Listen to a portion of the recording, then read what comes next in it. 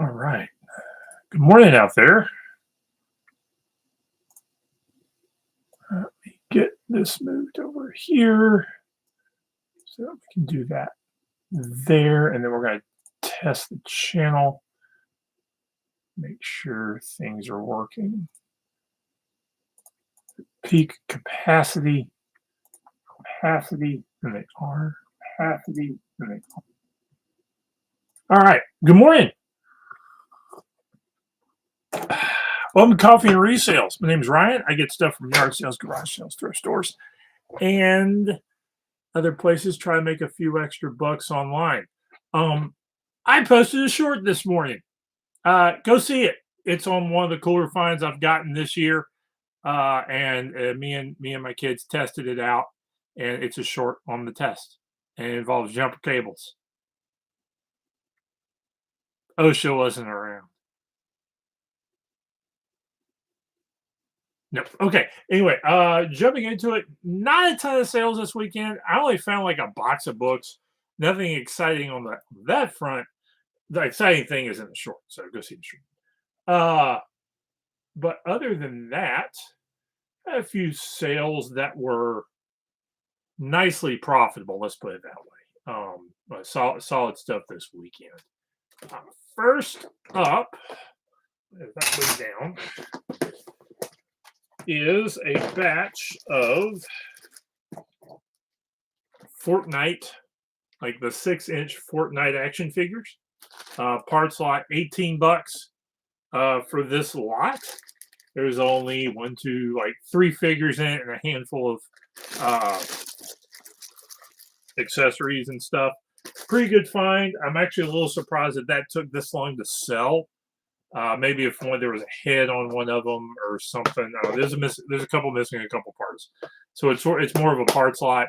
But I've had general success selling Fortnite, the video game. They have an action figure line, and those have done pretty good for me. I've sold a couple of batches of those here and there, so those are worth jumping on. Next up, two $20 hits. This is a set of drafting and drawing tools, like nice ones. Couple of like American manufacturers, and that sort of thing. This batch went for $20 for how many are in here? Six of these. I think I spent $2 on the box, so pretty good find there. Includes this little bitty one. So precision tools, if they are like the right manufacturer and you get them low enough, these things lot up pretty good. They aren't heavy, they don't weigh a bunch, so you're not gonna come away with a huge bill there. Next up, this guy. This is Hothead from the original Teenage Mutant Ninja Turtles action figure line. This is a 1992 figure, one of the later figures of kind of the original Ninja Turtles action figure line. He went for $20. Some of the later figures, there's a handful of figures from that line. Like this isn't the last series, like 93, 94, that are way up there because of their rarity when they were produced. So, and this came out of that massive haul I had of action figures a few weeks ago, and they're doing pretty well for me. Next up is a guy, I should have shipped him out later. This is Red Tornado from the my favorite action figure line of all time. Superpowers Red Tornado with power action. Superpowers is it only lasted 3 years, probably because I wonder if the figures weren't a little pricey to make, and they made some mistakes with the figures too in the later lines. But if you notice, like all the action of they all have what was called power action, and it was all internal to the figure. That was one of the things that they really wanted to do when they made the figures. They didn't want buttons and switches and stuff on the outside of the figure. They wanted all the mechanisms to stay inside the figure, and they pulled it off really, really well.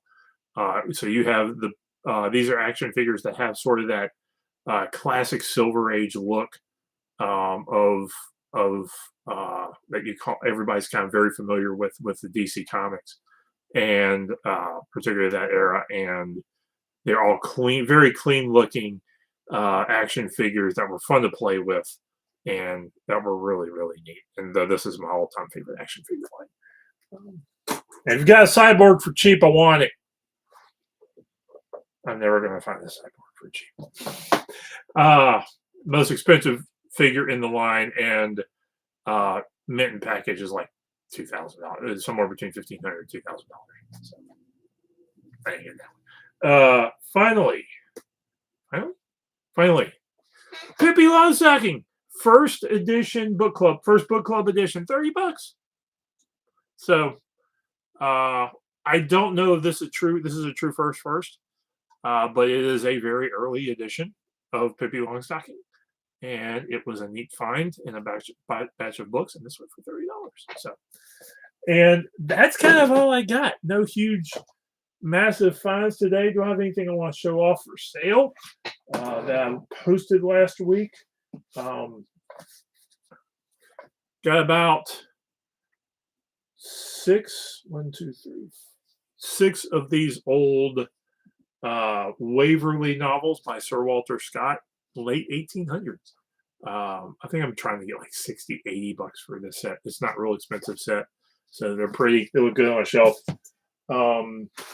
Next up is I got a little bit of a death pile sale. I had a handful of C.S. Lewis books laying around. Load them up, put them out. Now's a good time to do that sort of stuff too. If you got something that's kind of wad up, Christmas coming around the corner, get stuff listed. Get stuff listed. Even if it's going to make you profit, get it listed.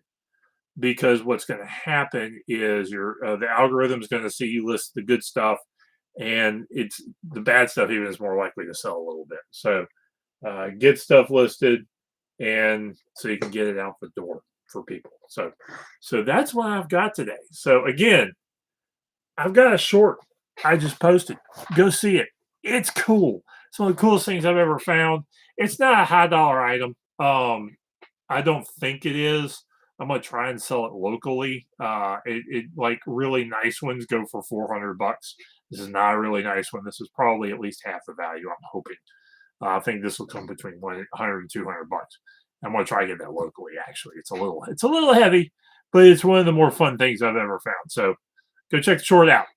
Other than that, y'all have a good one and go get some stuff sold. Bye.